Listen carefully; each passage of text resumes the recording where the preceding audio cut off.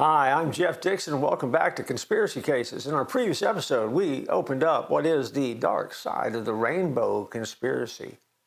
If you haven't heard the details of it, go back and listen. In a nutshell, it is the idea, the thought, that when you start the original 1939 classic Wizard of Oz movie, when the MGM lion roars for the third time, if you'll hit play on whatever version of the Pink Floyd album, The Dark Side of the Moon, which was released in 1973, when you hit play, you will watch and listen as the words from the album sync up to the movie itself and add a layer of mystery and intrigue that seems to add a soundtrack to this classic movie.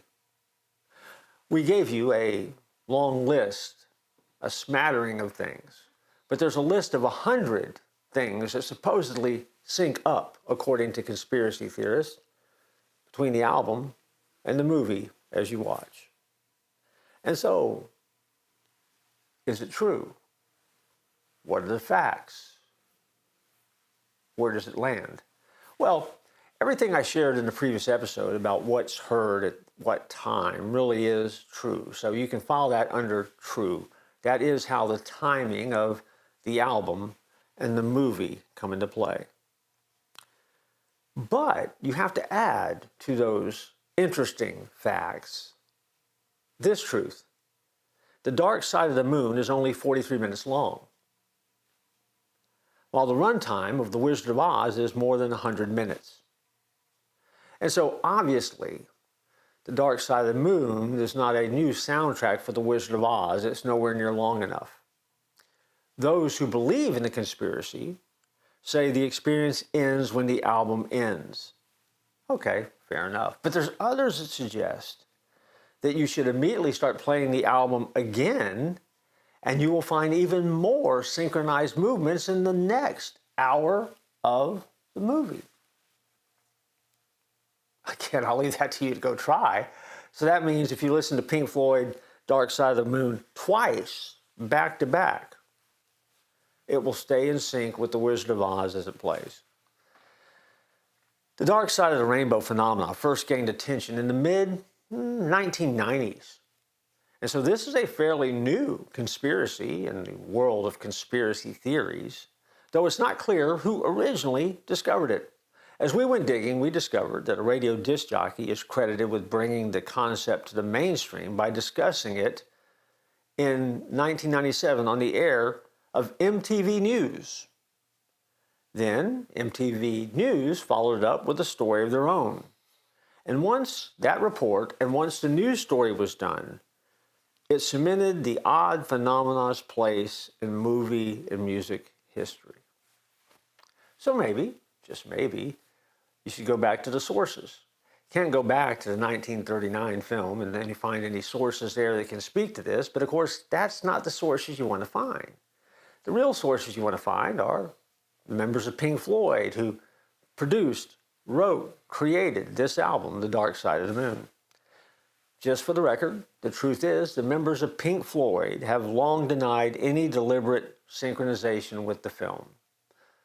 So the musicians themselves, the creators of the album, say it's nothing but a conspiracy. It's also been pointed out, if you want another element of truth, that VHS technology didn't even exist when the album was recorded in the early 70s. So it wouldn't have been possible for them to have a VHS tape to play alongside of the recording that they were doing at the time. To do that, they would have actually had to be watching the original or one of the original copies of the movie during their recording sessions, which makes it even a further stretch and a lot less likely. See, technology of the day really didn't allow for this to take place, and that is an important truth to remember when you're trying to decide, is it real or is it not? It's fascinating, no doubt about it. But when you start connecting the dots between reality and what actually is said, you find out that the separation keeps getting bigger and bigger and bigger. I'll let you decide. You can go home and get yourself a copy of Dark Side of the Moon, and you can get yourself a copy of The Wizard of Oz. And you can play and check it out, and email us if you want to, and let us know how that turns out for you. But remember, you got to play the album twice if you're going to get through the length of the movie. And even then, you're going to be a little bit short. But at the end of the day, it's important, and it brings us back to the lessons that we always teach about here in conspiracy cases.